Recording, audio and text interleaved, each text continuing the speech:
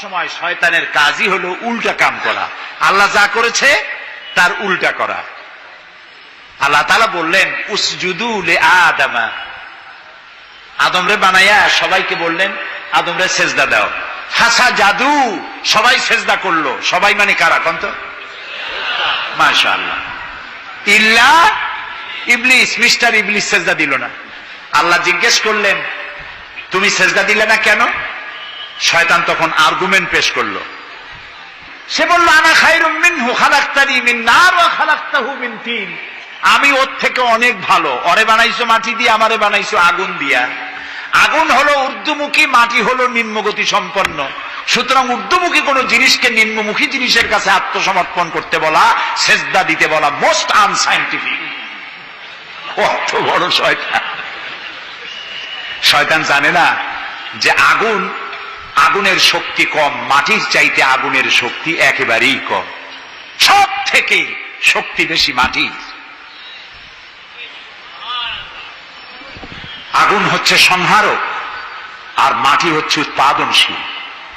এই মাটির তলায় আর একটা জগৎ আছে, পানির তলায় আছে আর একটা জগৎ। আলহামদুলিল্লাহ রব্বিল আলামিন।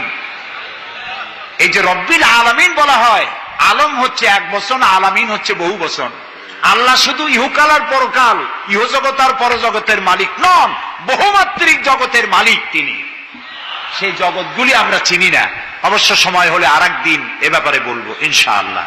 মাটির তলায় কি জগৎ, সাগরের তলায় কি জগৎ ও বোঝে নাই, ও তো শয়তান, ও এরকম বলে বসলো। আল্লাহ তাআলা বললেন ইন্নাকা রাজিম, তুই মরদুদ, আমার হুকুমের অবাধ্য হয়েছিস, বেরিয়ে যা, তোর জীবনের সমস্ত ইবাদত আমি পণ্ড করে দিলাম। শয়তান বলল আল্লাহ তাআলা আমার ইবাদত গুলি আদমের কারণেই পণ্ড হলো, তাই এতদিন কষ্ট করে ইবাদত করলাম, এর বিনিময় কিছু দেবে না? আল্লাহ কয় চাইস কি? কয় আমার 3 দফা দাবি। কি কি? 1 নম্বর, যে আদমের কারণে আমার সব শেষ হইল, শয়তান হয়ে গেলাম, এই আদম বাঁচবে কয়দিন? আল্লাহ তাআলা বললেন এরা তো কিয়ামত পর্যন্ত এর সন্তানেরা থাকবে। শয়তান বলল এই আদম সন্তানকে প্রতারণা করার জন্য আমাকেও কিয়ামত পর্যন্ত হায়াত দিতে হবে। আল্লাহ তাআলা বললেন মঞ্জুর। শয়তান বলল আমাকে আমার 2 নম্বর দাবি, যেহেতু আমি মানুষের প্রতারণা দিব, ভাইতে ভাইতে ঝগড়া লাগাবো, স্বামীতে স্ত্রীতে ঝগড়া লাগাইয়া তালাক দেওয়াবো, ভাইতে ভাইতে খুনাখুনি বাধায় দেব, কিন্তু লোকেরা যদি আমারে দেখতে পায় যে শয়তান এই যে তালাক দেওয়াইয়া এই যে যায়, ছেলে আর বাপে ঝগড়া বাঁধাইয়া ভাইতে ভাইতে খুনাখুনি করাইয়া এই যে শয়তান যায়, তাহলে তো আমার ঠ্যাং আস্ত থাকবে না, আমার তো মেরে ফেলাবে। সুতরাং আমাকে আন্ডারগ্রাউন্ড ওয়ার্ক করতে দিতে হবে, আমি শয়তানি করবো, কেউ কিন্তু আমার কেউ দেখবে না। আল্লাহ কয় মঞ্জুর। শয়তান কয় লাস্টলি এন্ড ফাইনালি 3 নম্বরের দাবি, আমি করব সারা জীবন তোমার বিরোধিতা। আর মজার ব্যাপার, রিজেকের মালিক তুমি, তুমি যদি আমারে আর আমার অনুসারীদেরকে খাবার না দাও তা আমি তো অর্কার পাবো না, এই জন্য আমারে খাইতে দেওয়া লাগবে, আমার ওয়ার্কারদেরকেও খাইতে দিতে হবে। আল্লাহ বললেন মঞ্জুর। শয়তান বলল হায় আল্লাহ তাআলা, এবার তোমার জাহান্নামের সংখ্যা বাড়াইতে পারো, আমি তোমার সমস্ত বান্দাগুলি সব জাহান্নামকে ভর্তি করে দেবো। এই কোরআন শরীফে আছে। আল্লাহ তাআলা ফেরেশতাদের বললেন, ফেরেশতারা শুনছে শয়তানি কইল কি? আল্লাহ রাব্বুল আলামিন বলেন আমার ফেরেশতারা, আমার আদম সন্তানের, আমার বান্দারা যদি একটি শয়তানের প্রতারণায় পড়ে একটি যদি গুনার কাজ করার নিয়ত করে, কাজটা করে নাই, শুধু নিয়ত করেছে, ইচ্ছা করেছে, আমলনামায় কোনো গুনাহ লিখবে না। গুনাহটা যখন করে ফেলবে, একটি গুনার বদলে শুধু একটাই গুনাহ লিখবে। আর যদি আমার বান্দা যদি একটি পুণ্য কাজের, নেক কাজ করার নিয়ত করে, কাজটা করে নাই, শুধু নিয়তের জন্য একটা নেকি লিখে দিবা। নেকির কাজটি যখন সম্পাদন করবে তখন 1-এর উপরে 10টা গ্রেস মার্ক লাগাইয়া দিবা। সুবহানাল্লাহ। নম্বরে আমার বান্দাদেরকে মাফ করে দেব। সুবহানাল্লাহ। শয়তান মানুষকে ওয়াসওয়াসা দেয়, আর আল্লাহ যা বানায় তার উল্টা বানায়। আল্লাহ বানাইলো জাকাত, শয়তান বানাইলো কি কন্তবুদ্ধি করে? সুদে আর জাকাতে পার্থক্য কি? সুদ হচ্ছে ধনীদের গরিবদের কাছ থেকে নাও, ধনীদের দাও, আর জাকাত হচ্ছে ধনীদের কাছ থেকে নাও, সব গরিবদেরকে বন্টন করে দাও। সুবহানাল্লাহ। এর নাম যাকাত। আর এই কাজটি করার দায়িত্ব আল্লাহ দিলেন সরকারকে। সূরা হজ আল্লাহ রাব্বুল আলামিন বলেন, আল্লাযীনা ইম্মাক্কান্নাহুম ফিল আরদ আকামুস সালাত ওয়া আতাউজ যাকাত ওয়া আমারু বিল মা'রুফি ওয়া নাহাউ আনিল মুনকার ওয়া লিল্লাহি আকিবাতুল উমুর। আমি যদি মুমিন বান্দারে ক্ষমতা দেই, তারা 4 দফা কাজ করবে। কয় দফা বলে? 1 নম্বরে মুমিনেরা ক্ষমতায় গিয়ে নামাজ প্রতিষ্ঠা করবে। 1 নম্বর কাজ নামাজ প্রতিষ্ঠা করবে। ক্ষমতায় গিয়ে তারা অর্ডার করবে, বেলা 1টার সময় সমস্ত কোর্ট কাছারি আদালত শিক্ষা প্রতিষ্ঠান কল কারখানা সব বন্ধ হবে আধা ঘন্টার জন্য। জোহরের নামাজ আর দুপুরের খানার বিরতি। নামাজ শেষ, আবার কাজ করতে আসো। নামাজ বাধ্যতামূলক। নামাজ যদি বাধ্যতামূলক হয় তাহলে তার সুফল কি? তার সুফল হলো, এসপি যদি বাধ্যতামূলক ভাবে নামাজ হয়, আর এসপি যদি মসজিদের ইমামতি করে দারোগাদের নিয়ে, অফিসারদের নিয়ে, দারোগা যদি, ওসি যদি থানায় পুলিশদের নিয়ে তার ইমামতিতে নামাজ হয়, এমপি যদি তার এলাকার অফিসার দিয়ে নিয়ে ইমামতি করে নামাজে, মন্ত্রী যদি তার এলাকার লোক নিয়ে অফিসারদের নিয়ে সচিবালয় ইমামতি করে, এই মন্ত্রী, এই এমপি, এই ওসি, এই এসপি এদেরকে পিটাইয়াও ঘুষ খাওয়ান যাবে? যাবে না। যে বিশ্ববিদ্যালয়ের ভাইস চ্যান্সেলর নামাজ বাধ্যতামূলক হওয়ার কারণে মসজিদের ইমামতি করবেন, শিক্ষক, শিক্ষয়িত্রী, ছাত্র, ছাত্রী 5 ওয়াক্ত নামাজ যে বিশ্ববিদ্যালয় জামাতে আদায় করবে, ওরা কি মাস্তান, গুন্ডা, সাদাবাজ হবে? হতে পারে না। এই জন্য সরকারের প্রথম দায়িত্ব হবে, কে বলতেছেন? কার কথা শোনাইতেছি? প্রথম দায়িত্ব হচ্ছে নামাজ প্রতিষ্ঠা করো। 2 নম্বরে যাকাত আদায় করো। 2 নম্বরে কি? যাকাত আদায় করো। এই যাকাত গভর্নমেন্ট আদায় করবে।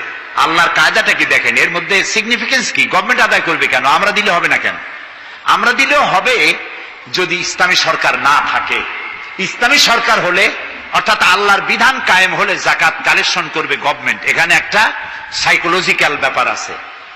আমি যদি অধ্যক্ষ রশিদ খান সাহেবের কাছে আমি বলি যে আমি গরিব মানুষ, আমার কিছু সাহায্য করেন, উনি যদি আমাকে সাহায্য দেন যাকাত থেকে, অথবা কোনো দয়া করে কিছু পয়সা দেন, চিরটা কাল ওনাকে দেখলে পরে আমার মাথাটা একটু নত হয়ে যেতে পারে। আল্লাহ চান না তার কোন বান্দার মাথা আর একটা গোলামের সামনে নত হোক। সেই জন্য আল্লাহ চান সরকারের কাছ থেকে নাও, তোমার মাথা উঁচু থাকুক। সুবহানাল্লাহ কইতে ইচ্ছা করে না? এ মাথার অনেক দাম। যেখানে সেখানে সেজদা দিয়েন না। পীর বুজুর্গ দেখলেই পায়ের উপরে পড়ে যায়েন না। কদম বসি করতে ইচ্ছা করে করেন, আমি বাধা দেব না, কিন্তু মাথাটা নিচু করেন না। মাথাটা আল্লাহ ছাড়া কারো সামনে নত হতে পারে না। এই মাথার অনেক দাম। আপনার বডি চেনাই যাবে না যদি মাথা না থাকে।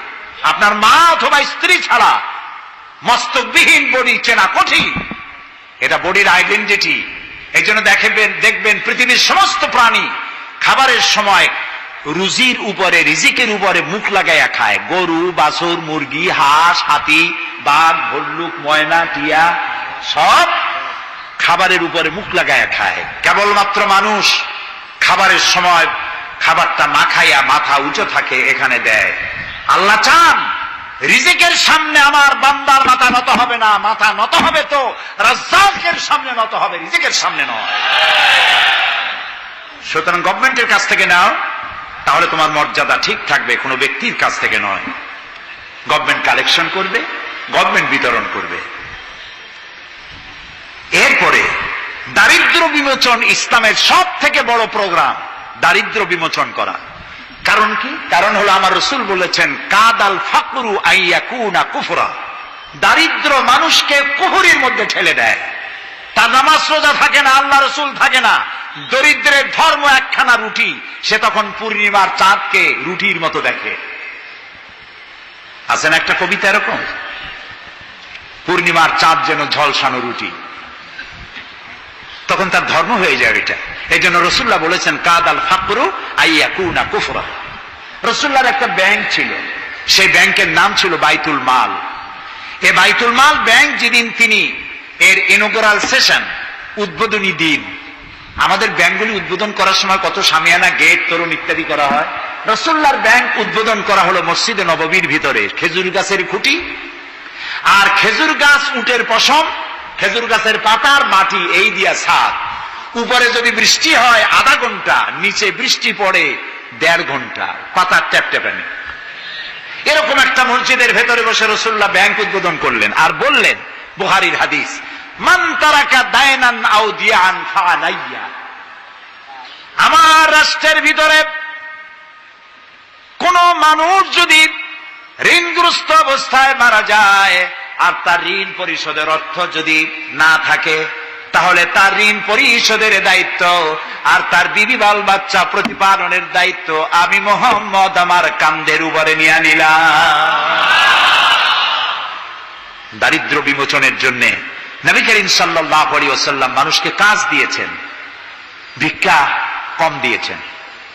কেউ চাইলে, রসুলের আদত মুবারক ছিল, কেউ কিছু চাইলে পকেটে হাত দিতেন, থাকলে দিতেন। জীবনে একদিনের জন্য কাউকে না বলেন নাই। বলেছেন কিছু নাই, বলতেন আজকে দিতে পারলাম না, তুমি আবার এসো, দেব না, এরকম কথা জীবনে একবারও বলেন নাই। সুবহানাল্লাহ। শুধু দিয়েছেন, কিছু নেন নাই। আল্লাহ, সারা জীবন মানুষের কষ্ট বুকের উপরে ধারণ করেছেন, কাউকে কষ্ট দেননি। ক্ষুধার্ত মানুষের দুয়ারে দুয়ারে গেছেন, নিজে ক্ষুধায় কষ্ট করেছেন। হযরত আবু বকর, ওমর মসজিদে নববীর ভেতরে বসে অসময় বসে আছেন। রাসূলুল্লাহ দিনের বেলা জিজ্ঞেস করলেন, তোমরা এই অসময় এখানে কেন? তারা বললেন, আমরা ক্ষুধার্ত, 2-3 দিন কিছু খাই না। রাসূলুল্লাহ বললেন, আমারও তো একই অবস্থা, চলো। 3 জন বেরিয়ে গেলেন। মসজিদে নববীর পাশেই ছিল হযরত আবু আইয়ুব আনসারী রাদিয়াল্লাহু তাআলা আনহুর বাড়ি। আমি 1973 সনে স্বাধীন বাংলাদেশের প্রথম হজ আমি করেছিলাম। 4733 টাকা ছিল বিমানের ভাড়া। তখন মসজিদে নববীর পাশেই ছিল আবু আইয়ুব আনসারী রাদিয়াল্লাহু তাআলা আনহুর বাড়ি। সেই বাড়িতে গেলাম। ওইখানে একটা বাক্সের ভিতরে, একটা গ্লাসের বাক্সের ভিতরে ছিল রসুলের ব্যবহার করা তরবারি, তীর আর ধনুক। আমি বহুত চেষ্টা করছিলাম গ্লাসটা উঠাবার জন্য, কারণ এটা সেই তরবারি, সেই তীর, সেই ধনুক যেখানে আমার রসুলের হাতের পরশ লেগেছিল। যদি ধরতে পারতাম, প্রাণ করে একটা চুমা দিতাম। এই বাড়িতে গিয়ে রসুল্লাহ উপস্থিত হলেন। আবু আইয়ুব আনসারী, 3 জন মেহমান, এর থেকে শ্রেষ্ঠ মেহমান আছে? স্ত্রীকে বললেন, তাড়াতাড়ি একটা ছাগল জবাহ করো, রুটি বানাও। তিনি চলে গেলেন বাগানে, বাগান থেকে কিছু খোরমা আনলেন। হাদিস শোনাচ্ছি, গল্প নয়। কিছু খোরমা এনে রসুলের সামনে রাখলেন। রাসূলুল্লাহ বললেন, এর মধ্যে কাঁচা, পাকা, আধা পাকা 3 পদের খাজুর, আমি কোনটা খাবো? হযরত আবু আইয়ুব বলেন, 3 প্রকারের খেজুরে আপনি হাত দিবেন, কারণ আপনার হাত যে প্রকারের খেজুরের গায়ে লাগবে, আমার বাগানে আল্লাহ রাব্বুল আলামিন সেই খেজুরে বরকত দিয়া দিবেন। কিছুক্ষণ পরে রান্না হয়ে গেল। রসুলের সামনে গোশত আসলো, রুটি আসলো। আল্লাহর নবী খাবারের শুরুতে 2-1টা রুটি আর 2-3টা গোশত টুকরা রুটি দিয়া পেঁচায়া হযরতে আবু আইয়ুব আনসারীর হাতে দিয়া দিলেন। বললেন, আবু আইয়ুব, এই রুটি আর গোশত টুকরা নিয়ে যাও, আমার কলিজার টুকরা মা ফাতেমা গত 3 দিন হলো কিছু খায় নাই। দুনিয়ার মানুষের খাবার পৌঁছায়ছেন, নিজে না খেয়ে থেকেছেন। হযরত আয়েশা বলেছেন, 1 দিন 2 দিন না, মাসের পর মাস রাসূলুল্লাহর স্ত্রীদের ঘরে চুলায় আগুন জ্বলে নাই। হযরত ওমর রাদিয়াল্লাহু তাআলা আনহু রাসূলুল্লাহর ঘরে প্রবেশ করেছেন। এখনো ঘরটা আছে, মসজিদে নববীর কোনায় ছোট্ট ঘরটা। বিশ্বনবীর ঘর। তিনি ঘরের মধ্যে প্রবেশ করে দেখেন রাসূলুল্লাহ শুয়ে আছেন। তারপরে হযরত আবু বকর সালাম করলেন, রাসূলুল্লাহ উঠে বসলেন। হযরতে ওমর রাদিয়াল্লাহু তাআলা আনহু বাচ্চা শিশুর মতো রুকরে কেঁদে উঠলেন। নবীজি জিজ্ঞেস করলেন, ওমর কাঁদো কেন? হযরত ওমর বলছেন, ইয়া রাসূলুল্লাহ, আমি বিশ্বনবীর ঘর দেখতেছি, ছোট্ট একটি ঘর, এক কোনায় পানি শূন্য সরাহি কাত হয়ে পড়ে আছে, এক পাশে একটা গ্লাস, আর আপনি যে বিছানায় শোয়া, চাদর নাই, বালিশ নাই, দড়ি দিয়া বুনানো খাটিয়ার উপরে শুয়েছিলেন, হাতের তলায়, মাথার তলায় হাত দিয়ে আপনার জান্নাতি শরীর মোবারকের পিঠের উপরে দড়ির দাগ আমি সহ্য করতে পারছি না ইয়া রাসূলুল্লাহ। কাফেরেরা পৃথিবীতে এত শান্তি করলো, আর আল্লাহ রাসূলের গায়ে দড়ির দাগ, আপনি আমাকে অনুমতি দেন, আমি একটা তোষক আপনাকে বানায় এনে দেই। রাসূলুল্লাহ বললেন, ওমর, আমি যদি হুকুম করি, এই যে ওহদ পাহাড়টা আমার জন্য সোনায় পরিণত হয়ে যাবে। আমি পৃথিবীতে শান্তি করতে আসি নাই, এসেছি মানবতার মুক্তির জন্য, কল্যাণের জন্য। নবী করিম সাল্লাল্লাহু আলাইহি ওয়াসাল্লাম এই যাকাতের বিধান কায়েম করলেন। মানুষের দুয়ারে দুয়ারে খাবার পৌঁছে গেল, বৃদ্ধরা ভাতা পেল, বয়স্করা ভাতা পেল, বেকারেরা তাদের কাজের সংস্থান পেয়ে গেল। অবস্থা এমন হলো, হযরত ওমর ইবনে আব্দুল আজিজ রাহমাতুল্লাহ আলাইহির সময় যাকাত কে নেবে, যাকাত কে নেবে চিল্লানো হতো, ঢোল বাজানো হতো।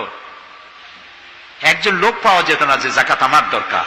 ইতিহাস লিখছে, ওই সময় একজন লোক তার সাদকার টাকা নিয়ে ঘুরতেছে যে যাকাত কাকে দিবে।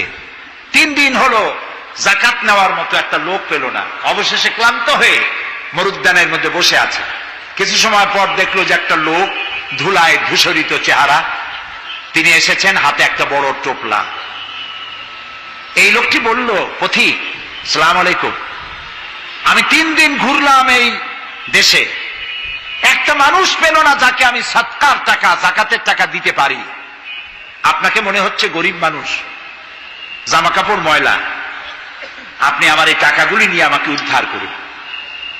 লোকটি বলছে, তোমার মাথা ঠিক আছে কিনা আমি জানি না, তুমি কি মনে করছো যে আমার এই বস্তার মধ্যে ছেঁড়া খাতা? তোমার ওই টোপলায় যত টাকা, ওর থেকে অনেক বেশি টাকা আমার এই বস্তার ভিতরে। আমি 1 সপ্তাহ ঘুরতেছি, একটা গরিব মানুষ পাই নাই এই দেশে। এটি হলো যাকাতের কল্যাণময়তা, যাকাত ভিত্তিক অর্থ ব্যবস্থার কল্যাণময়তা। যারা এই যাকাত দেয় না, অর্থকে সঞ্চিত করে, সোনা এবং রূপাকে সঞ্চয় করে, তাদের সম্পর্কে আল্লাহ কি বলছেন? والذين يكنزون الذهب والفضة ولا ينفقونها في سبيل الله فبشرهم بعذاب أليم। যারা নাকি রৌপ্য এবং স্বর্ণ সঞ্চয় করে, আমার রাস্তা খরচ করে না, মানে গরিবদের দেয় না, সঞ্চিত করে রাখে, তাদের জন্য কঠিন পীড়াদায়ক শাস্তির সুসংবাদ দাও। প্রশ্ন উঠতে পারে, শাস্তির কি সুসংবাদ হয়? শাস্তির কি হয়? আল্লাহ সুসংবাদ বললেন কেন? এটা বোঝাবার জন্য ছোট্ট একটি দৃষ্টান্ত যথেষ্ট। মা যদি ছেলেকে কন্ট্রোল করতে না পারে, দারুণ দুষ্ট, মা তখন বলে, দাঁড়া, তোর বাপ আসুক, আমি তারে নালিশ করব, এমন পিটটি দেবে, তখন মজা টের পাবে। পিটাইলে কি মজা লাগে? তাহলে মজা বললো কেন? শাস্তির তীব্রতা বোঝাবার জন্য মজা শব্দ ব্যবহার করা হয়। এটা কোরআনে কারীমের বাগধারা। আল্লাহ তাআলা বলছেন, তীব্র শাস্তির সুসংবাদ দাও। স্বর্ণ আর রৌপ্য জমা করে রেখেছো, যাকাত দাওনি। বহু মহিলার অসংখ্য সোনা রূপা আছে, যাকাত দেন না।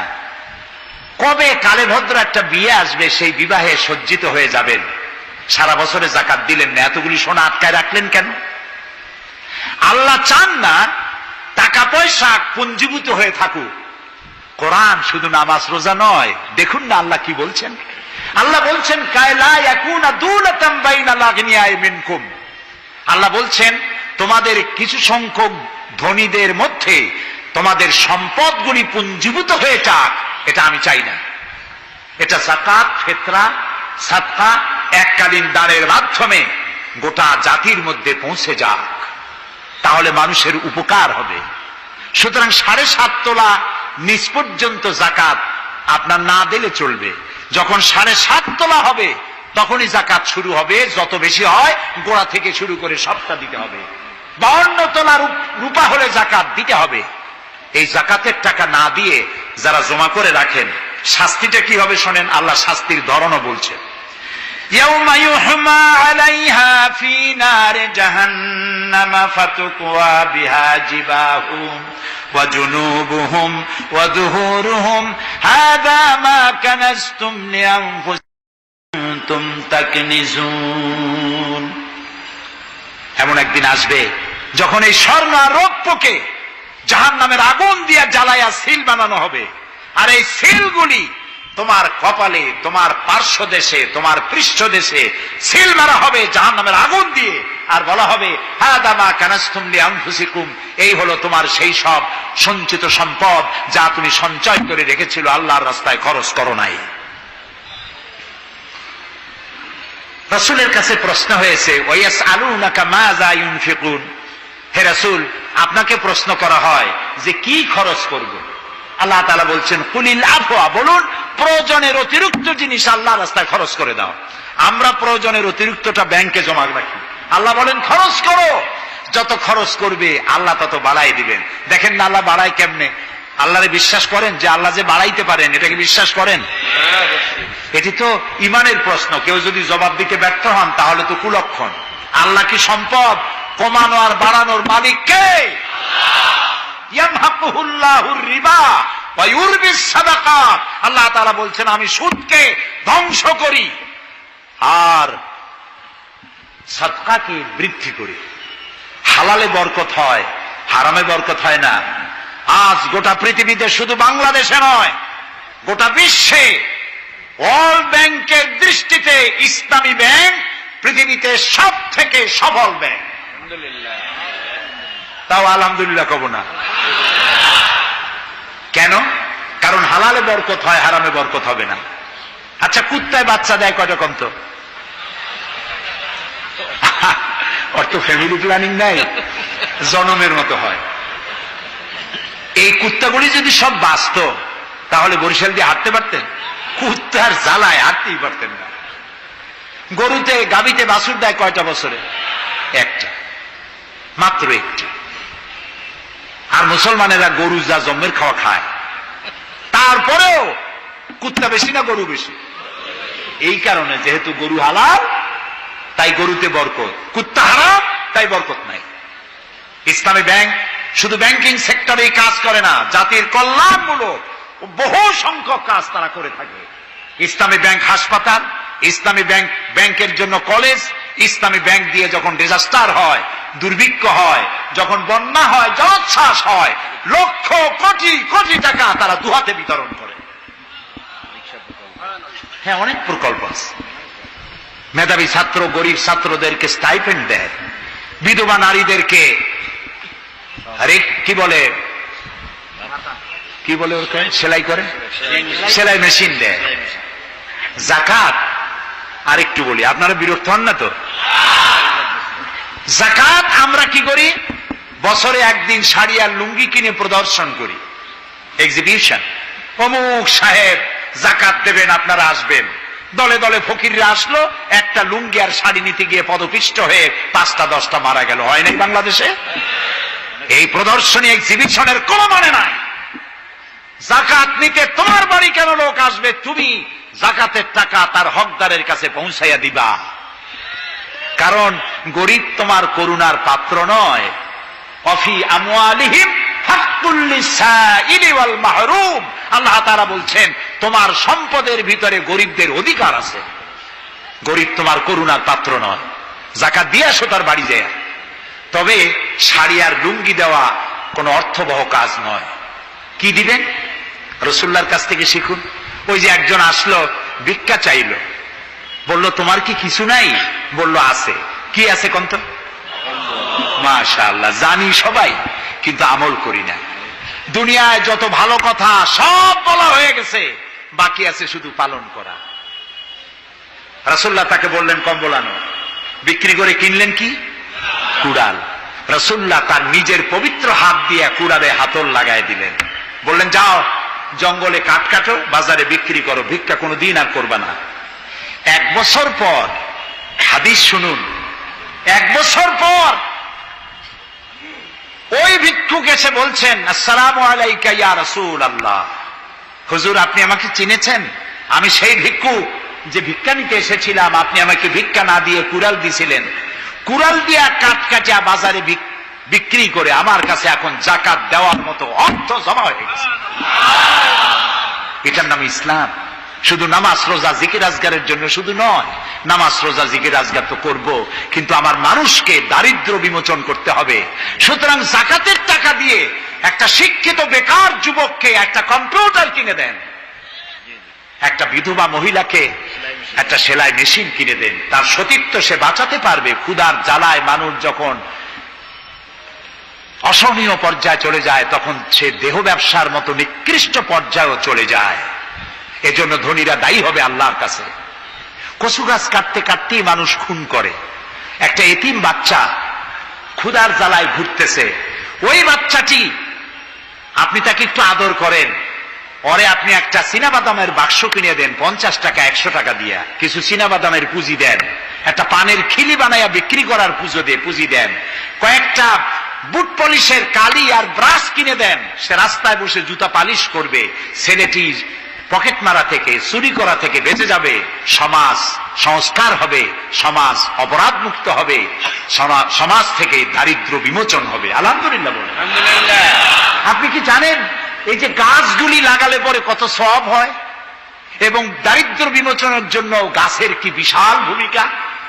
রাসূলুল্লাহ বলেছেন হাদিস, তোমার কাছে যদি এমন খবর আসে যে কিয়ামত হচ্ছে, আর তখন যদি তোমার কাছে কোনো গাছের চারা থাকে, কিয়ামত হচ্ছে, গাছের চারাটি কিয়ামত আসার পূর্বেই গাছের চারাটি লাগিয়ে যাও, কিয়ামতের দিন সদকায়ে জারিয়ার সওয়াব পেয়ে যাবে। একটি গাছ যদি কেউ লাগায়, ওই গাছে যত পাখি বসবে, ফল হবে, মানুষে খাবে, আশ্রয় নেবে মানুষেরা, কিয়ামত পর্যন্ত সদকায়ে জারিয়ার সওয়াব মানুষ কবরে বসে বসে পেতে থাকবে। সব জায়গায় সওয়াব আর সওয়াব জানি না, খালি মনে করি ইল্লাল্লাহ ইল্লাল্লাহ বলতে পারলেই সওয়াব। আর খালি ইল্লাল্লাহ বলবেন বা কেন?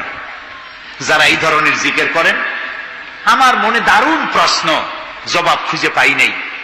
আল্লাহর কলেমাকে খণ্ডিত করে জিকির করার পারমিশন কোন হাদিস দিয়েছে? কে দিয়েছে এই পারমিশন? লা ইলাহা ইল্লাল্লাহ, এটা হলো পূর্ণাঙ্গ কালেমা, কমপ্লিট হচ্ছে মুহাম্মদুর রাসূলুল্লাহ। আফজালুল যিকর লা ইলাহা ইল্লাল্লাহ। কতক্ষণ লা ইলাহা ইল্লাল্লাহ, কতক্ষণ ইল্লাল্লাহ ইল্লাল্লাহ ইল্লাল্লাহ। এর অর্থ কি? আল্লাহ ছাড়া, আল্লাহ ছাড়া, আল্লাহ ছাড়া। আল্লাহ ছাড়া কি? কমন সেন্সের শুধু কমন বাদ দিয়া শুধু সেন্স যদি থাকে, কোন মুসলমানের এমন জিকির করা উচিত নয়। তবে common sense is very uncommon. দুর্ভাগ্য জাতি। প্রিয় ভাই, সব দারিদ্র বিমোচনের জন্য আল্লাহ তাআলা এসব ব্যবস্থা করে রেখেছেন। কাজ করে খাও, আয় থেকে দায় শোধ করো। আপনার পুকুর কেটে চতুর্দিকে পুকুরের কান্দায় পেঁপে গাছ লাগান, কলা গাছ লাগান। হাঁস পালেন, হাঁসগুলি পানিতে সাঁতার কাটবে, ভেতরে মাছ থাকবে, হাঁসের পায়খানা খেয়ে মাছ বড় হবে, হাঁস বড় হয়ে ডিম দেবে। এই ডিম বিক্রি করবেন, মুরগি বিক্রি করবেন, পেঁপে বিক্রি করবেন, কলা বিক্রি করবেন। মানুষের কাছে হাত পাতার চাইতে নিকৃষ্ট কাজ আর নাই। রাসূলুল্লাহ বলেছেন, আল্লাহর কাছে এই রকমের হাতের চাইতে এই রকমের হাতের মর্যাদা বেশি। এইটার নাম কি? চাওয়া। বলেন এইটার নাম কি? এইটার নাম আল্লাহর কাছে এইটার কোনো দাম নাই, কোনো দাম নাই। আল্লাহর কাছে দাম এইটা। এই জন্য যারা শ্রমিকদের সম্পর্কে আমার রাসূল বলেছেন, আল কাসিবু হাবিবুল্লাহ, যারা সহজে উপার্জন করে খায় ওরা আল্লাহর বন্ধু। আপনারা শ্রমিক না, সেই জন্য সুবহানাল্লাহ কইতে পারলেন না। আলহামদুলিল্লাহ বলে। রাসূলুল্লাহর হাদিস শোনাচ্ছি, আমি গাজী কালু চম্পাবতীর পুঁথি শোনাচ্ছি না। আল কাসেব হাবিবুল্লাহ, যে ব্যক্তি স্বহস্তে উপার্জন করে খায় সে আল্লাহর বন্ধু। এখন যদি কোন রিকশাওয়ালা, কুলি মজুর, ঠেলাওয়ালা যদি মনে করে আল্লাহর বন্ধু যখন হইছি নামাজ রোজা দিয়ে আর করবো কি, এটি কিন্তু ঠিক নয়। আল্লাহর বন্ধু হওয়ার জন্য নামাজ রোজা অত্যন্ত জরুরি। আর আপনি যে কষ্ট করে খাচ্ছেন, আপনার পয়সা হালাল। যে ব্যক্তি রিকশা চালায়, 2.5 মনে বস্তা মাথায় করে স্টিমারে উঠায়, ওর চাইতে হালাল পয়সা কারো নাই। মাথার ঘাম পায়ে ফেলে উপার্জন করছে। আপনি জানেন না যে দালানে যারা আছে খুব শান্তিতে নাই। বাইরের থেকে দেখে ভেতরের অবস্থাটা বোঝা যায় না। গুলশান, বনানী, আভিজাত্যপূর্ণ এলাকার বিশাল বিশাল বাড়ি দেখে আপনার চোখ ধাঁধা লেগে যেতে পারে, খুব শান্তির নিলয়। না, শান্তি নাই। বাড়ির মালিক, বহু টাকার মালিক, রাত্রির বেলায় ঘুম হয় না।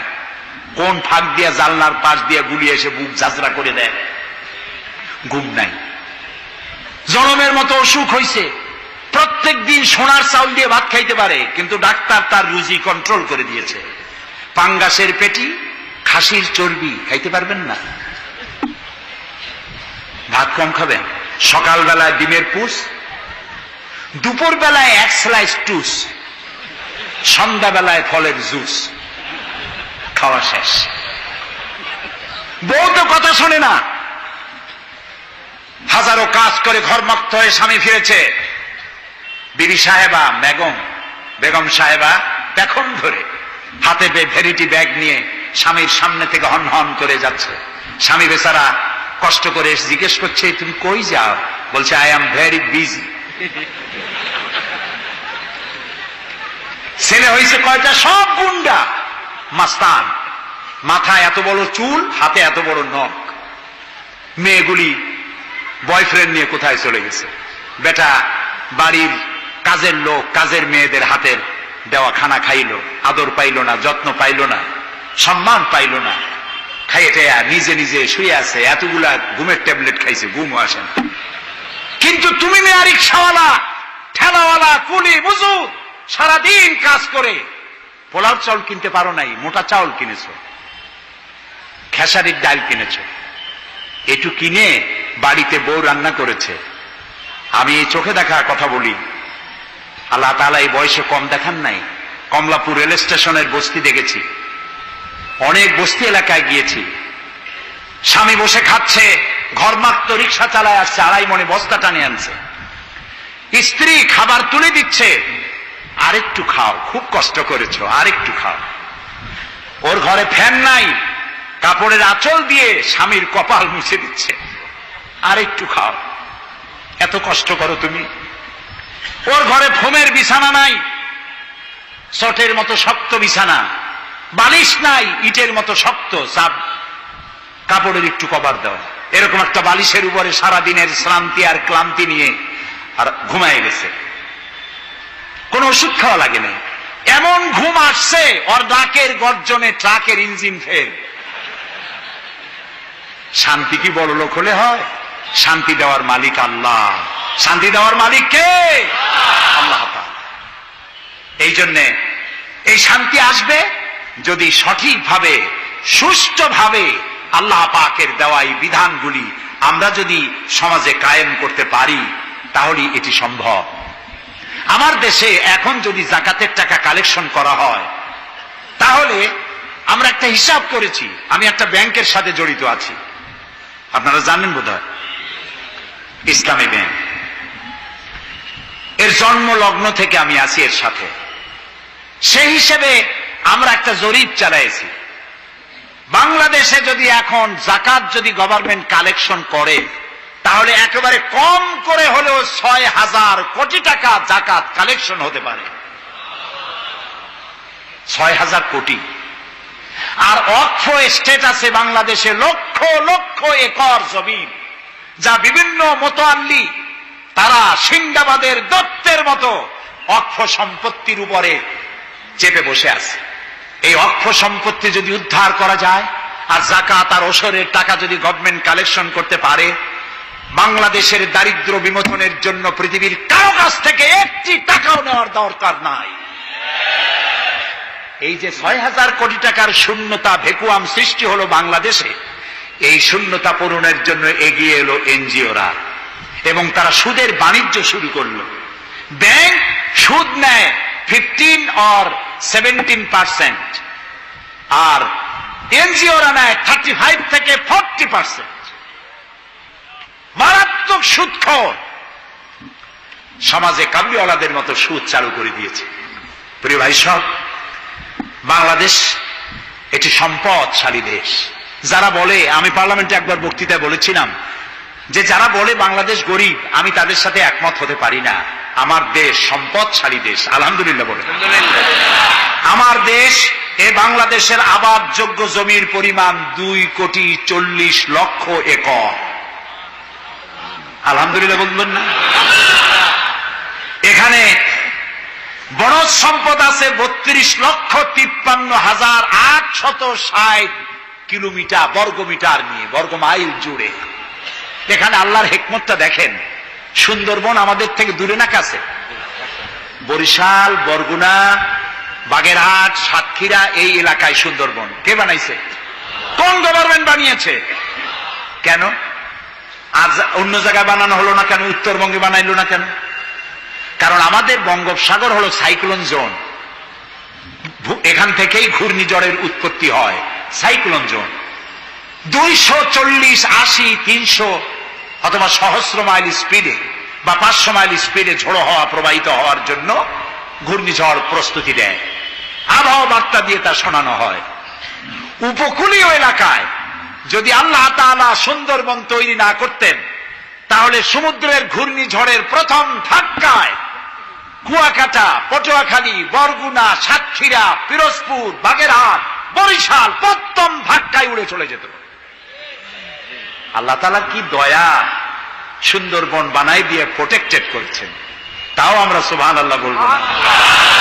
এই সুন্দরবন রক্ষার জন্য গভর্নমেন্ট পাহারাদার লাগিয়েছে, কিন্তু পাহারাদারেরা নিজেরাই রক্ষকরা হইছে ভক্ষক, জন্মের খাওয়া খাইতেছে।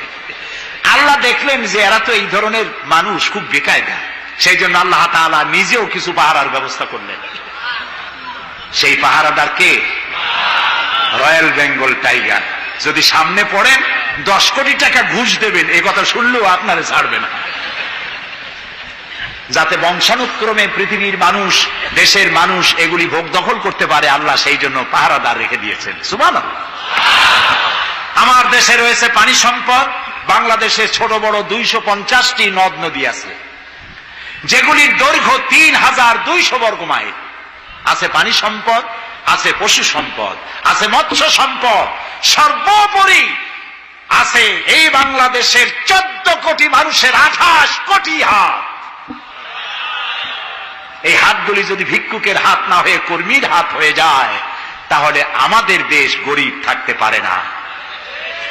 আমার দেশের সম্পদের অভাব নাই, যথেষ্ট সম্পদ আছে, শুধুমাত্র ইকুয়াল ডিস্ট্রিবিউশন নাই।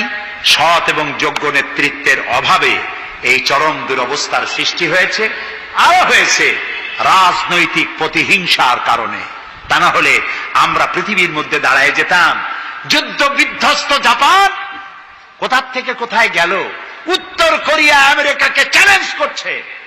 থাইল্যান্ড, যারা নারী ব্যবসা করে জীবন বাঁচাইতো, সেই থাইল্যান্ড এখন, আমি মেলবোর্ন ইউনিভার্সিটিতে আমার প্রোগ্রাম ছিল, যাওয়ার সময় ব্যাংকক হয়ে গেলাম। একটি হোটেলে আমার থাকার জায়গা ছিল। 30 কিলোমিটার লম্বা ফ্লাইওভার ব্যাংককে। বিল্ডিং গুলি দেখতে হলে এরকম তাকালে মাথা টুপি পড়ে যায়, এত উঁচা উঁচা বিল্ডিং। সিঙ্গাপুর কোত্থেকে কোথায় গেল, আমরা যে তিমিরে ছিলাম সেই তিমিরেই রয়ে গেল। আমাদের বুঝতে হবে, আমার ইসলাম দারিদ্র্যের বিকাশের জন্য আসে নাই, দারিদ্র্য বিমোচনের জন্য এসেছে। সুন্দর একটি সমাজ বিনির্মাণের জন্য ইসলাম এসেছে, এবং তা গণতান্ত্রিক প্রক্রিয়ার মধ্য দিয়ে। নবী করিম সাল্লাল্লাহু আলাইহি ওয়াসাল্লাম যদি বলতেন ইন্তেকালের সময় যে আমার মেয়ে নেতৃত্ব দিবে, আমার নাতি নেতৃত্ব দিবে, বলেন কার বাবার হিম্মত ছিল এটার প্রতিবাদ করার? তিনি কি তা করেছেন? না। ইন্তেকালের সময় জিজ্ঞাসিত হয়ে তিনি বললেন, আমার পরে তোমাদের মধ্যে যিনি বেশি যোগ্য, খোদাভীরু, আল্লাহকে ভয় করে, তেমন লোককে তোমরা নেতা নির্বাচিত করো। আবু বকর রাদিয়াল্লাহু তাআলা তাই বলেছেন, ওমর, ওসমান, আলী তাই বলেছেন। সুবহানাল্লাহ বলেন। ওয়া আমরুহুম শুরা বাইনাহুম, এটি হলো গণতন্ত্র। তোমরা তোমাদের পরামর্শ ভিত্তিতে তোমাদের রাষ্ট্র সমাজ পরিচালনা করো। সুবহানাল্লাহ বলেন। কে বলে কোরআন শুধুমাত্র একটি ধর্মগ্রন্থ, বেদ আর বাইবেলের মতো? নিশ্চয়ই নয়। কোরআন একটি পূর্ণাঙ্গ জীবন বিধান, যা মানুষের জীবনের কথা বলে। এ মাসটার নাম কি? আরবি মাসের নাম কি? মুহররম।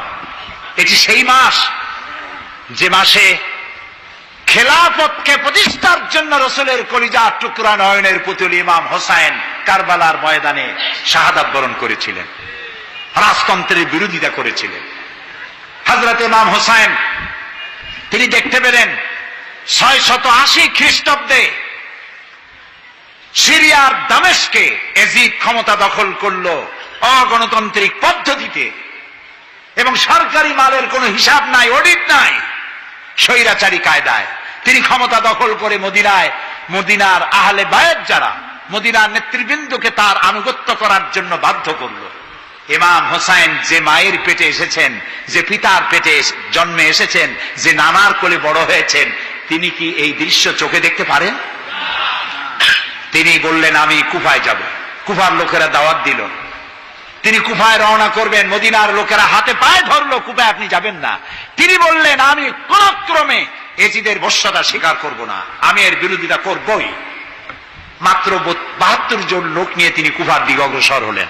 এই 72 জনের মধ্যে 40 জন পুরুষ আর 32 জন নারী আর শিশু। তিনি যখন কারবালা প্রান্তরে পৌঁছে গেছেন, ইবনে জিয়াদ কুফার গভর্নর, তিনি বাধা দিলেন, বললেন, আমার দরবারে হোসেনকে হাজির করো। ইমাম হোসেন বললেন, যে ব্যক্তি আল্লাহর আখিরাতকে অস্বীকার করেছে, রাসূলকে অস্বীকার করেছে, আমি তার সামনে জীবন থাকতে যাব না। রাতারাতি ইয়াজিদ 6000 সৈন্য পাঠিয়ে দিল। ইমাম হোসেনের সাথে লোক কত? মাত্র 72। 6000 লোক কি যুদ্ধ করা লাগে 72-এর সাথে? শুধু যদি মার্চ করে পায়ের তলায় পিছে 72 জন শেষ হয়ে যাবে। হযরত ইমাম হোসেন রাতের বেলায় সঙ্গীদের বললেন, ও আমার সাথীরা, ইয়াজিদ আমার শির চায়, আমাকে চায়, আমার সঙ্গে থেকে তোমরা তোমাদের জীবনকে বিপন্ন করো না, তোমরা সবাই ফিরে চলে যাও মদিনায়। সাথীরা বললেন, ইমাম, আজকে যদি আপনাকে ছেড়ে জীবনের মায়া নিয়ে মদিনায় ফিরে যাই, আর আপনার যদি শাহাদাত নসিব হয়, তাহলে কিয়ামতের দিন আল্লাহ নবীর সামনে আমরা কি জবাব দেব? আমরা আমাদের জীবন দিয়ে আপনাকে পাহারা দেব। সকালবেলায় যুদ্ধ শুরু হয়ে গেল। জোহরের নামাজ আসতে না আসতে 40 জন পুরুষ শাহাদাত বরণ করলেন। এখন একজন পুরুষ বেঁচে আছেন, ইমাম হুসাইন। তাঁবুর ভিতরে স্ত্রী এবং অন্যান্য মহিলাদের কাছ থেকে বিদায় নিতে এসেছেন। তোমাদেরকে আল্লাহর হাওয়ালা করলাম, আমি যুদ্ধে চলে যাচ্ছি। আমার চোখের সামনে আমার নানাজির দান দান মোবারক শহীদ হওয়া ইসলাম, সাহাবীদের রক্ত দেওয়া, জীবন দেওয়া ইসলাম, খেলাফত মিটে যাবে পৃথিবী থেকে, রাজতন্ত্র প্রতিষ্ঠা হবে, আমার জীবন থাকতে আমি তা হতে দেব না। স্ত্রী এগিয়ে এলেন, বললেন, হুসাইন, জিহাদের ময়দানে থেকে আমি আপনাকে বিরত থাকতে বলবো না, তবে একটি দাবি আছে। এই যে ছোট্ট দুগ্ধপোষ্য শিশু, গত কয়েকদিন হলো ঘরে খাবার নাই, পানি নাই, আমার বুকে দুধও নাই, এই ছোট্ট বাচ্চাটিকে একটু পানির ব্যবস্থা করুন। ইমাম হোসেন কলিজার টুকরা সন্তানকে 2 হাতে উঁচু করে এজিদি সৈন্যদের সামনে এসেছেন। এজিদি সৈন্যরা, আমার হাতের দিকে তাকাও, এটি রাসূলের আওলাদ, আমার কলিজার টুকরা সন্তান। ফোরাতের অফুরন্ত পানি প্রবাহিত হচ্ছে, একটু ফোরাতের কুলটা ছেড়ে দাও, ওর একটু পানি পান করাই। আমার সাথে তোমাদের শত্রুতা থাকতে পারে, এই নিষ্পাপ বাচ্চার সাথে তো কোনো শত্রুতা থাকার কথা নয়। তার এই আবেগপূর্ণ কথা এজিদি সৈন্যদের কলিজায় স্পর্শ করলো না। তারা বিষাক্ত তীর নিক্ষেপ করলো। ইমাম হোসাইনের উঁচু করে ধরা বাচ্চার বুকের ভিতর থেকে বিষাক্ত তীর প্রবেশ করে বেরিয়ে গেল অপর প্রান্ত থেকে। রক্ত ফিনকি দিয়ে বেরিয়ে এলো। ইমাম হোসাইন দুই হাতে আজলা ভরে সেই রক্ত চেহারায় মাখতে লাগলেন আর বললেন, কলিজার টুকরা সন্তান, সালেহ আলাইহিস সালামের উটনির রক্তের চাইতে তোমার রক্ত পবিত্র। হযরত সালেহ আলাইহিস সালামের চাইতে রাসূলুল্লাহর মর্যাদা অনেক বেশি, তুমি তার আওলাদ। বাচ্চাকে কোলে করে নিয়ে স্ত্রীর কাছে গিয়ে বললেন, স্ত্রী, এই নাও তোমার বাচ্চা, ঠান্ডা হয়ে গেছে, এমন পানি পান করেছে কিয়ামত পর্যন্ত পানি পানি বলে তোমারে আর বিরক্ত করবে না। ইমাম হোসেন লড়াই করলেন ময়দানে। বহু সংখ্যক সৈন্য হতাহত করে ফোরাতের কুল উন্মুক্ত করে ঘোড়ার পৃষ্ঠ থেকে নেমে এক আস্তা পানি তুলেছেন, পানি পান করবেন। মুখের কাছে যখন আকণ্ঠ তৃষ্ণার্ত পিপাসার্ত হোসাইন মুখের কাছে পানি নিয়েছেন, হঠাৎ ভেসে উঠল মনের পর্দায়, একটু আগে আমার কলিজার টুকরা সন্তান এই পানির অভাবে চলে গেল। 40 জন মানুষ বিদায় হলো, এক ফোঁটা পানি দিতে পারলাম না, এই পানি আমি কেমনে খাই? হাতের থেকে পানি পড়ে গেল। অশ্বের পৃষ্ঠে আরোহণ করলেন। চতুর্দিক থেকে তীর আর তরবারি আসতে লাগলো। ইমাম হোসাইন বললেন, থামো, একটু থামো, তোমরা কাকে তীর বিদ্ধ করছো? আমি কি তোমাদের রসুল মুহাম্মদ সাল্লাল্লাহু আলাইহি সাল্লামের নাতি নই? আমি কি তোমাদের রসুলের কলিজার টুকরা মা ফাতেমার নয়নের মণি নই? কেমন করে আমার গায়ে তোমরা তীর মারো? উম্মে সালমা, আমাদের মা উম্মে সালমা রাদিয়াল্লাহু তাআলা আনহা, সকাল বেলায় 11ই মুহররম সকাল বেলায় তিনি ঘরে বসে কাঁদতেছেন। কয়েকজন প্রতিবেশী মহিলা এসে বলছেন, মা আপনি কাঁদেন কেন? তিনি বলছেন, আজকে রাত্রে আমি স্বপ্ন দেখেছি রাসূলুল্লাহ আমার বাড়ি এসেছেন। আমি দেখতে পেলাম আল্লাহ রসুলের চোখ দিয়ে পানি পড়ছে, দাড়ি মোবারক ধুলা মাখা, মুখ কানা বলি। আমি জিজ্ঞেস করলাম, ইয়া রাসূলুল্লাহ আপনি কাঁদেন কেন? মুখখানা মলিন কেন? দাড়ি মোবারকে ধুলাবালি কেন? রাসূলুল্লাহ বললেন, উম্মে সালমা তুমি জানো না আমি এইমাত্র কারবালা থেকে এসেছি। আমি দেখে এলাম আমার কলিজার টুকরা হুসাইনের শির মুবারক তার দেহ থেকে বিচ্ছিন্ন করে ঘোড়ার পদতলি, ঘোড়া দিয়ে পদদলিত করা হয়েছে তার দেহ মুবারক। ইসলাম এত সহজে আসে না, অনেক রক্ত পাড়ি দিয়ে এসেছে ইসলাম। হযরতে হোসাইনের মস্তক মুবারক ইয়াজিদি সৈন্যরা একটা প্লেটে করে নিয়ে কুফার গভর্নর ইবনে জিয়াদের সামনে রেখেছে। ইবনে জিয়াদ চেয়ারে বসা, সিংহাসনে বসা, ইমাম হোসাইনের মস্তক মুবারক তার পায়ের কাছে রেখেছে। কলঙ্কিত ইতিহাস, কি করে আমি শুনাই আপনাদেরকে? ইবনে জিয়াদ চেয়ারে বসে পায়ের কাছে রাখা ইমাম হোসাইনের ঠোঁটের উপরে লাঠি দিয়ে নাড়তেছে।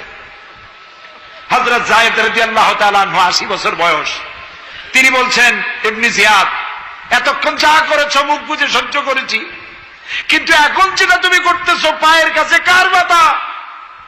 তুমি যে ঠোঁটের উপরে লাঠি দিয়ে নাড়তেছো, আমি যায়েদ আমি দেখেছি রাসূলুল্লাহ 1000 বার এই মুখের উপরে চুমা খেয়েছেন। তোমার বেয়াদবি বন্ধ করো। প্রিয় ভাই সব, রাজতন্ত্র নয়, পরামর্শ ভিত্তিক সমাজ ব্যবস্থা প্রতিষ্ঠার জন্য আল্লাহ তাআলা ইসলাম দিয়েছেন, দ্বীন দিয়েছেন। সেই জীবন ব্যবস্থা ইসলাম আজকে এই পৃথিবীতে মুসলমানদেরকে সন্ত্রাসী জাত হিসেবে চিহ্নিত করার জন্য, উগ্র জাতি হিসেবে, সহিংস জাতি হিসেবে, অগণতান্ত্রিক জাতি হিসেবে প্রমাণিত করার জন্য পাশ্চাত্য শক্তি তারা নবী করিম সাল্লাল্লাহু আলাইহি সাল্লামের ব্যঙ্গচিত্র এঁকে দুনিয়ায় ছড়িয়ে দিয়েছে। আজকে জুমার খুতবায় আমি কসাই মসজিদে বলেছিলাম, রাসূলুল্লাহর মাথার উপরে বোমা আকৃতির পাগড়ি বেঁধেছে, পাশে 2টা অর্ধনগ্ন মেয়ে লোক রেখেছে। নাউজুবিল্লাহ। তোদের মতো অসভ্য আছে পৃথিবীতে? ডেনমার্ক, আমেরিকা, ইউরোপ তোমরাও কি মানুষের মতো কাজ করেছ? বিশ্ব নবী পৃথিবীতে সব দিয়েছেন, কিছু নেন নাই। তাকে অপমান করার অর্থ হচ্ছে মানব সভ্যতাকে অপমান করা। রাসূলকে অপমান করার ক্ষমতা কারো নাই। তার সম্মান পাহাড় সমান নয়, তার সম্মান আকাশ সমান নয়। রাসূলের সম্মান আল্লাহর আরশ পর্যন্ত। আল্লাহ তার আরশে আজিমে কাউকে দাওয়াত দেন নাই, বিশ্ব নবীকে দাওয়াত দিয়েছিলেন। আমি আমার বরিশালবাসীদের বলবো, মুসলমানদেরকে ধৈর্য ধারণ করতে হবে, আরো সংযমী হতে হবে। আমরা প্রতিবাদ করব, অবশ্যই প্রতিবাদ করব, কিন্তু জ্বালাও পোড়াওতে আমরা যাব না। আমরা কারো পতাকা পোড়ানো, কারো অফিসে ভাঙচুর করা, এটা আমাদের কাজ না। আমরা গড়ার জন্য এসেছি, আমরা ভাঙ্গার জন্য আসি নাই। কেউ অসভ্য হলে আমরা অসভ্য হতে পারি না। ওরা অসভ্য, ওরা বর্বর, ওদের জীবনে ভালোবাসা নাই, তাই ওরা প্রতি বছর একটা দিন ভালোবাসা দিবস পালন করে। আমার জীবনে ভালোবাসার অভাব নাই। ইসলাম সর্বশ্রেষ্ঠ জীবন ব্যবস্থা। এই কল্যাণময় জীবন ব্যবস্থা প্রতিষ্ঠার জন্য এগিয়ে আসতে হবে মুসলমানদেরকে, সকলকে, হিন্দুদেরকেও। হিন্দু, বৌদ্ধ, খ্রিস্টানদের বলি, আমার প্রিয় ভাইয়েরা, আপনাদের মধ্যে আমাদের মধ্যে পার্থক্য খুবই কম। হিন্দুরা বলেন এক ব্রহ্মা, দ্বিতীয় নাস্তি, আমরা বলি লা ইলাহা ইল্লাল্লাহ, কথা প্রায় কাছাকাছি। আপনারা পুনর্জন্মে বিশ্বাসী, আমরা পুনরুত্থানে বিশ্বাসী। আমরা খুব ভালো আছি, এই দেশটা খুব ভালো দেশ, পূজা আর রোজা একসাথে হয়, আমরা অনেক আরামে আছি। এদেশে সাম্প্রদায়িক সম্প্রীতি নাই বলে যারা বিদেশে বদনাম ছড়ায়, তাদের হেদায়েতের জন্য আমরা আল্লাহর কাছে দোয়া করি, আল্লাহ তাদের হেদায়েত করো। ক্ষমতা হারায় মানুষ এত পাগল হয় যে দেশের বিরুদ্ধে কথা বলে, মায়ের বিরুদ্ধে কথা বলে, রাষ্ট্রের বিরুদ্ধে কথা বলে। আল্লাহ এদের হেদায়েত নসিব করে দিন। প্রিয় ভাই সব, আমার হিন্দু ভাইয়েরা, অমুসলিম ভাইরা যারা আসছেন, আমি তাদেরকে বলবো, এই কোরআন শুধু মুসলমানদের জন্য নয়। আপনার ইসলাম কবুল করা লাগবে না। আমি ইউরোপ, আমেরিকা, অস্ট্রেলিয়া, আফ্রিকায় যখন অমুসলিমদের মধ্যে বক্তৃতা করি, তখন বলি আপনাদের মুসলমান হওয়া লাগবে না। যে ধর্মে আছে সে ধর্মে থেকেই যদি কোরআন বর্ণিত আইন যদি মানেন, আপনি শান্তি পাবেন দুনিয়ায়, শান্তি পাবেন আখিরাতে।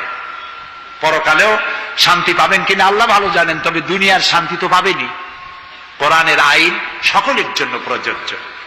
প্রিয় ভাই সব, আমি এখন মুনাজাতের দিকে আগাবো। ইসলামের ব্যাখ্যা দিচ্ছিলাম, ইন্নাদ-দীনা ইনদাল্লাহিল ইসলাম। ইসলামের চাইতে কল্যাণময় জীবন ব্যবস্থা পৃথিবীতে আর নাই। বলেন সুবহানাল্লাহ। আমি মুনাজাতের দিকে যাচ্ছি, আর মুনাজাতের আদব হলো বসা। এই রাস্তা জুড়ে যত মানুষ দাঁড়ানো আছেন, সব মানুষ বসুন।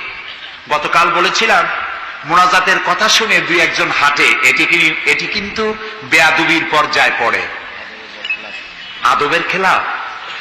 মানুষের হাতে যেমন ক্যামেরা থাকে, ফেরেশতার হাতে ক্যামেরা আছে না? তা আপনি মুনাজাতের কথা শুনে যদি হাঁটেন, আপনি তো বেয়াদবের খাতায় নাম লেখালেন। এমন হতভাগ্য কারো হওয়া উচিত না। মুনাজাত হয় কার কাছে? সেই আল্লাহরে ভয় করেন, জায়গায় বসেন এবং মুনাজাতে শরীক হন। মুসলমানদের বড় দুর্দিন যাচ্ছে, এত বড় দুর্দিন। আমি ছোট্ট মানুষ, আমার জ্ঞান সীমিত, আমার ইলেম কালাম সীমিত, আমার দৃষ্টিভঙ্গি সীমিত। এই সীমিত দৃষ্টিভঙ্গি দিয়ে, আমার পড়াশোনা অবজারভেশনের মধ্য দিয়ে আমি যেটা বুঝতে পারি, বর্তমান পৃথিবীতে মুসলমানেরা যে বিরাট ষড়যন্ত্র আর বিপদের মুখোমুখি হয়েছে, পৃথিবীতে কোন কালে এত ষড়যন্ত্র, এত বহুমুখী ষড়যন্ত্র আর কোনদিন হয়েছে বলে আমার জানা নাই। এই ষড়যন্ত্র থেকে বাঁচার জন্য দোয়া করতে হবে কার কাছে? কার কাছে? তিনিই পারবেন আমাদেরকে কল্যাণ দিতে। এই জন্যে মা বোনেরা যারা এসেছেন, মা বোনদেরকে বলবো, আপনাদেরকে ইসলাম সর্বাধিক সুযোগ দিয়েছে, আপনাদের অধিকার দিয়েছে। লেখাপড়া করতে পারবেন, চাকরি করতে পারবেন, রাজনীতি করতে পারবেন, আপনারা সমাজনীতি করতে পারবেন, আপনারা যুদ্ধেও যেতে পারবেন, সব পারবেন। তবে আপনার শালীনতা, আপনার সম্ভ্রম, আপনার সতীত্ব, আপনার পর্দা আপনাকে বজায় রাখতে হবে। এ কাজটুকুনের মধ্য দিয়ে নারীর অধিকার প্রতিষ্ঠিত হবে। সেজন্য আমি মা বোনদেরকে বলবো, আসুন ইসলামকে জানি, ইসলামকে বুঝি। ইসলামের সাথে নিজেদেরকে সম্পৃক্ত করি। এটি শুধুমাত্র নামাজ রোজা হজ যাকাতের ধর্ম নয়, নামাজ রোজা হজ যাকাত সহ অর্থনীতি, সমাজনীতি, রাষ্ট্রনীতি সবকিছুর সমন্বয় একটা জীবনের স্কিম, একটি পরিকল্পনা যা দিয়েছেন আল্লাহ তাআলা। সুবহানাল্লাহ বলি। আর ওই কথার প্রতিবাদ করি যারা আল্লাহর আইন প্রতিষ্ঠার নামে বোমা হামলা করে, সন্ত্রাসী তৎপরতা চালায়, এরা জিহাদকে অবমাননা করেছে। জিহাদ আর যুদ্ধ এক কথা নয়, জিহাদ আর কিতাল এক কথা নয়, হোলি ওয়ার এবং জিহাদ এক কথা নয়। সুতরাং আল্লাহর আইন প্রতিষ্ঠার নামে যারা সন্ত্রাসী তৎপরতা চালায় তারা একটি জঘন্য কাজ করছে। যারা বোমা মারে আল্লাহর আইন প্রতিষ্ঠার জন্য, তারা মানুষ নয়, তারা মানুষ নামের কলঙ্ক, তারা নরপশু। বলুন তো তারা কি? তারা জানোয়ার। হরকতুল জিহাদ, তারপরে জামাতুল মুজাহিদিন, জুমরাতুল মাসাকিন, আবার আরেকটা নতুন সংগঠন বেরোচ্ছে নাকি শুনলাম, তার নাম করেছে তারা আল জঙ্গিতুল জংলা। এরা কোন জঙ্গল থেকে বাইর হবে আল্লাহ জানে। আপনারা যদি এদের ধরতে পারেন, এদেরকে থানায় সোপর্দ করবেন। আপনি যদি জানতে পারেন, আপনার ছেলের রুম আপনার পরিদর্শন করা উচিত। আপনার ছেলের পড়ার রুমের টেবিলের ড্রয়ারে কি আছে, বালিশের তলে কি আছে, বেডের নিচে কি আছে, সেসব বইপত্র আপনার দেখা উচিত। অর্ধ পড়ুয়া, লেখাপড়া জানে না, মা বাপ থেকে বিচ্ছিন্ন করে এইসব ছেলে পেলেদেরকে ওরা ট্রেনিং দেয়। একটা বিচারপতি মারতে পারলেই বেহেশতে যাবা তাড়াতাড়ি, একটা আইনজীবী মারতে পারলে বেহেশতে যাবা, বোমা মারো বেহেশতে যাও। বলেন নাউজুবিল্লাহ। আমাদের দেশে ইসলাম এসেছে বড় বড় আলেম আর বড় বড় আল্লাহর ওলিদের মাধ্যমে ইসলাম এসেছে। তারা কি বোমাবাজি করেছেন? তারা কি সন্ত্রাসী তৎপরতা করেছেন? না। ওই জায়গায় দেখেন হযরত খানজাহান আলী রহমতুল্লাহ আলাইহির কবর আছে না? কোথায়? বাগেরহাটে। খালি কুমির দেখেন না, ইতিহাস দেখেন। তিনি এসে মানুষের খাবার পানি ছিল না, বড় বড় দিঘি কেটেছেন। এই ছিল তাদের কাজ। দিঘি কেটেছেন, পুকুর করেছেন, রাস্তা করেছেন, মসজিদ করেছেন। হযরত শাহজালাল রহমতুল্লাহ আলাইহি গৌর গোবিন্দের বিরুদ্ধে যুদ্ধ করা লাগে নাই, শুধু আযান দিয়েছেন আর তাদের মূর্তিগুলির কম্পন শুরু হলো। গৌর গোবিন্দ দৌড়াইয়া পলাইয়াও কুল পায় নাই, বিনা যুদ্ধেই দখল হয়ে গেছে সিলেট। সুবহানাল্লাহ। তারা প্রতিবাদ মুখর ছিলেন। হযরতে মুজাদ্দেদ আল ফিসানি রহমতুল্লাহ আলাইহি সম্রাট আকবরের বিরুদ্ধে প্রতিবাদ করেছেন, জেল খেটেছেন, সমাজ সংস্কার করেছেন। এ ছিল অলিউল্লাহদের কাজ। আমাদের দেশে শর্ষিনার পীর, ফুরফুরার পীর, জৌনপুরের পীর, চরমোনাইর মরহুম পীর হযরত মাওলানা ইসহাক সাহেব রহমতুল্লাহ আলাইহি পীরের মতো পীর ছিলেন। আমি ছাত্র জীবনে তার অনেক ওয়াজ শুনেছি। কান্দা মানুষ পাগল হয়ে যেত। গাছের তার তলারটা দুটো খাওয়ার অভ্যাস ছিল না। তিনি মানুষকে ব্যঙ্গ করেন নাই, কারো বিরুদ্ধে উল্টা পাল্টা ফতোয়া দেন নাই। আমার কাছে ইসলাম, কারো কাছে ইসলাম নাই, এই বাজে কথা তিনি জীবনেও বলেন নাই। আমরা তাকে সম্মান করি। এইসব বড় বড় অলিউল্লাহ আর আলেমরা এদেশে ইসলাম প্রচার করেছে, সন্ত্রাসের মধ্য দিয়ে নয়, ভালোবাসা দিয়া উন্নয়নমূলক কাজ করে মাদ্রাসা, মসজিদ, এতিমখানা প্রতিষ্ঠা করে করেছে। সুতরাং এই সন্ত্রাসী তৎপরতা যারা চালায় তারা মানুষ নয়, তারা জানোয়ার, তারা পশু।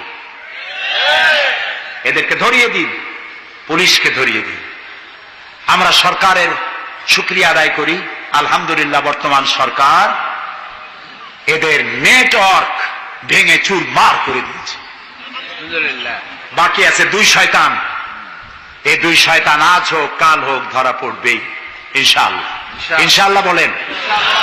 এবং এদের দৃষ্টান্তমূলক প্রচন্ড শাস্তি হবে ইনশাআল্লাহ।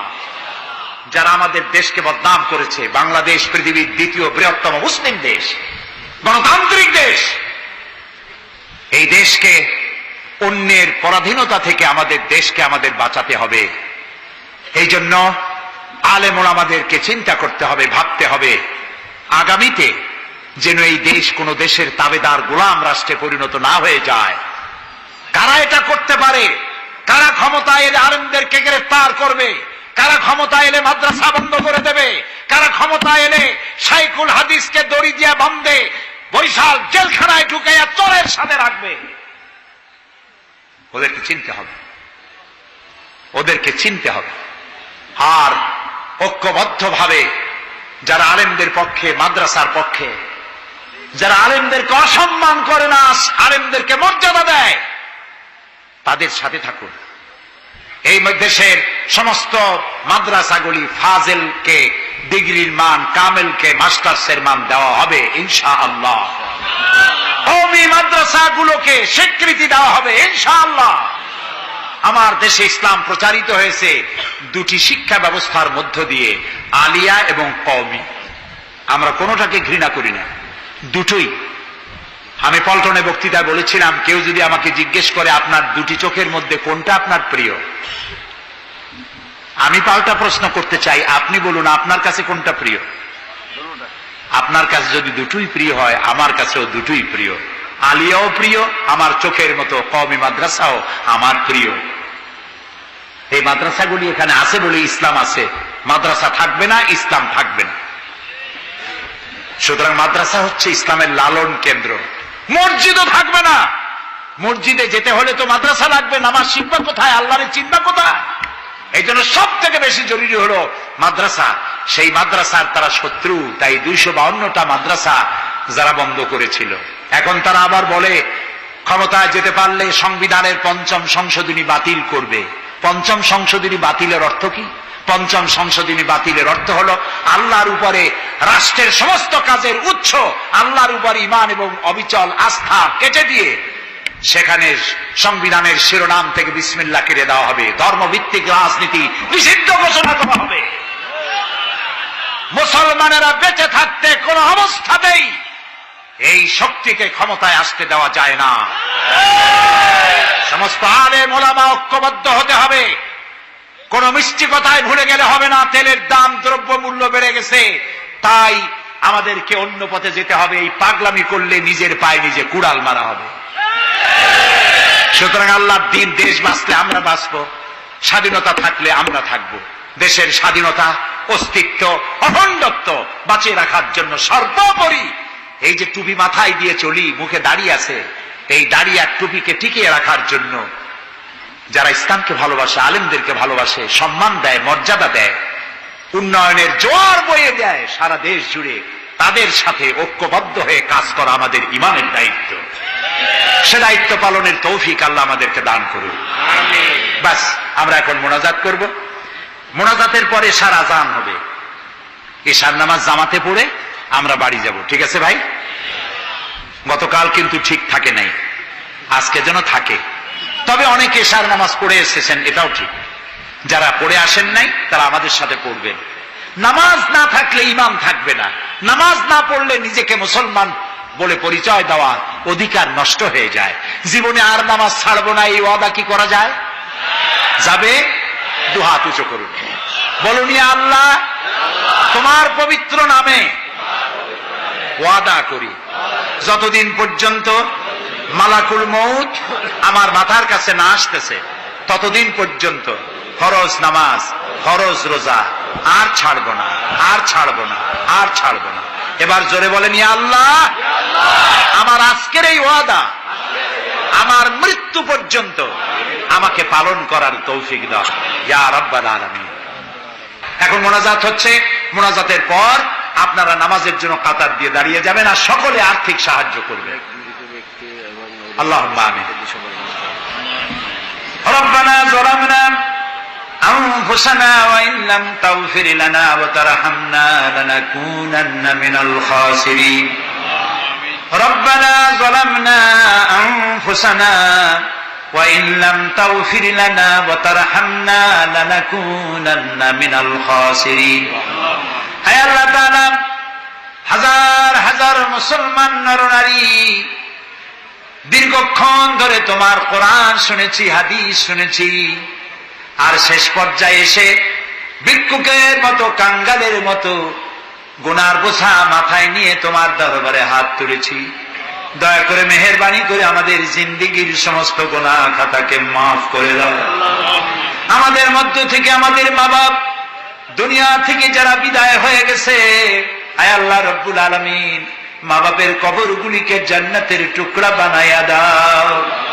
রব্বির হামহুমা কামা রব্বায়ানি সগীরা।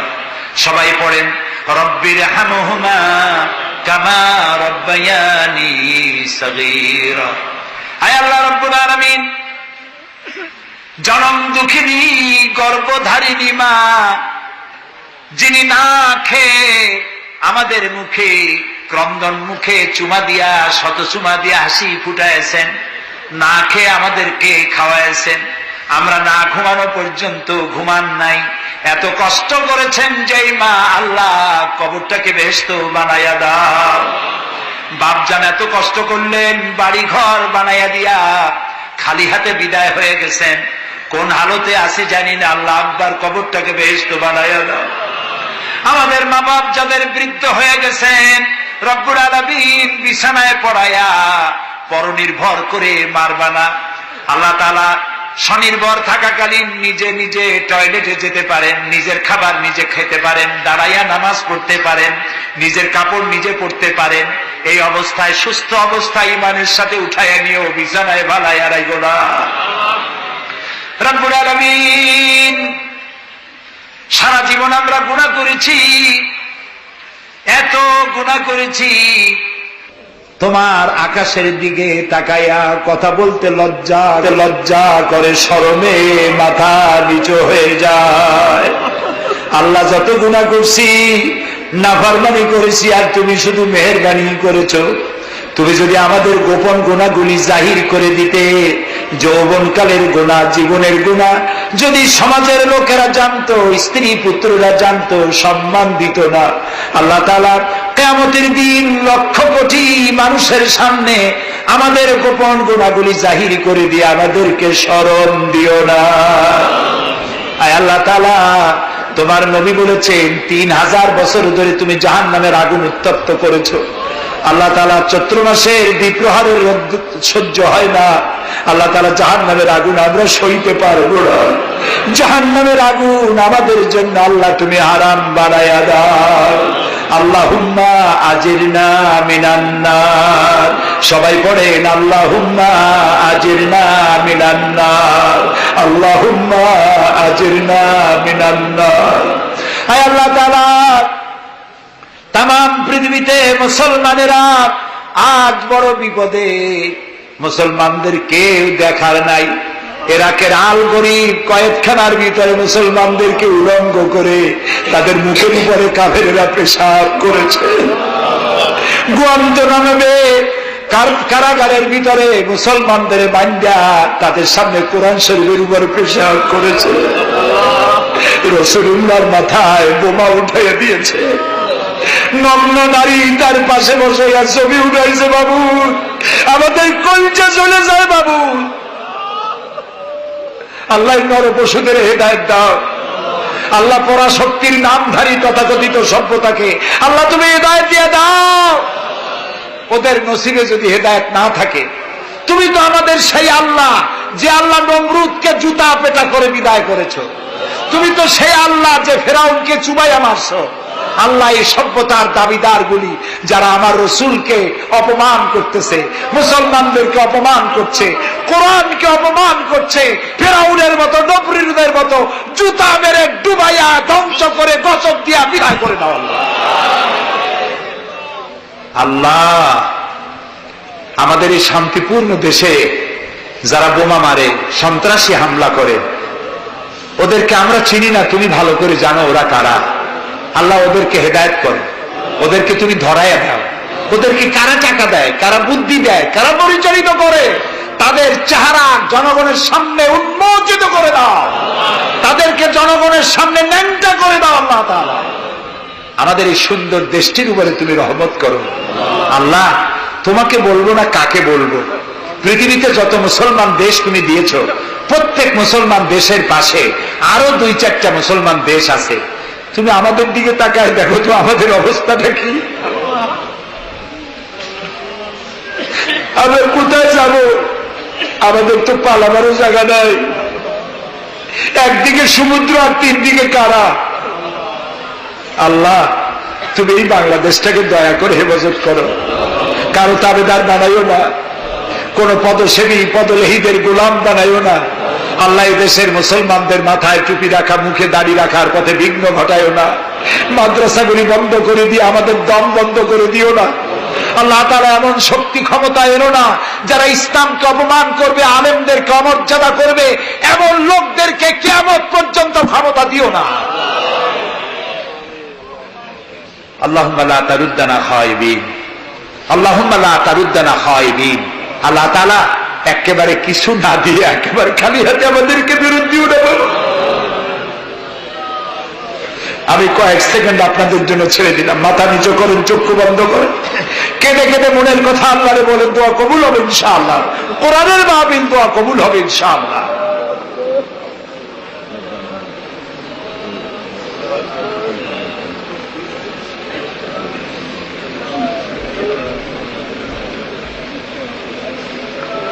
আয় আল্লাহ, তুমি নিশ্চয়ই শুনতে পাচ্ছ আমরা কি বলছি, তুমি নিশ্চয়ই দেখতে পাচ্ছ আমরা কোথায় বসা আছি। আল্লাহ তাআলা তুমি তাকিয়ে দেখো, তোমার অনেক বান্দীরা তারা বহু কষ্ট করে এসছেন। আল্লাহ তোমার বান্দীদের আরজি পুরা করো, মহিলাদের মা বোনদের ব্যাধি মাফ করো, যার সন্তান নাই নিঃসন্তানীকে সন্তান দাও, যাদের ছেলে মেয়ে বড় হয়েছে বিয়ে দিতে পারে না বিয়ের ব্যবস্থা করে দাও, রুজি রুটিতে যাদের অভাব অনটন আল্লাহ তাদের ব্যবস্থা করে দাও। আল্লাহ তাআলা আমাদের দেশে যারা নৈরাজ্য সৃষ্টি করতে চায়, অস্থির করতে চায় দেশটাকে, আল্লাহ তাদের হাত থেকে দেশটাকে রক্ষা করো। এই বরিশালের উপর রহমত নাজিল করো। এখানে যারা ব্যবসা বাণিজ্য করে হালাল ভাবে ব্যবসায় বরকত দাও। এদেশে হিন্দু মুসলমান খ্রিস্টান বৌদ্ধ সাম্প্রদায়িক সম্প্রীতি নিয়ে বসবাস করার তৌফিক দান করে দাও। আলেম ওলামা পীর বুজুর্গদের মধ্যে মহব্বত কায়েম করে দাও।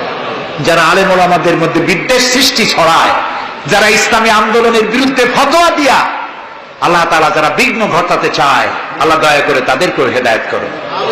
অনেকে দোয়া চেয়েছেন, যিনি যেভাবে দোয়া চেয়েছেন তুমি জানো, তার দোয়া পূরণ করো। আল্লাহ তাআলা এই মাহফিলে জনগণকে সাহায্য করার তৌফিক দাও। আল ফারুক সোসাইটিকে কিয়ামত পর্যন্ত কবুল করে নাও। ربنا تقبل منا إنك أنت السميع العليم وتب علينا إنك أنت التواب الرحيم سبحان ربك رب العزة عما يصفون وسلام على المرسلين والحمد لله رب العالمين واجعل آخر كلامنا عند الموت لا إله إلا الله محمد رسول الله। السلام عليكم ورحمة الله।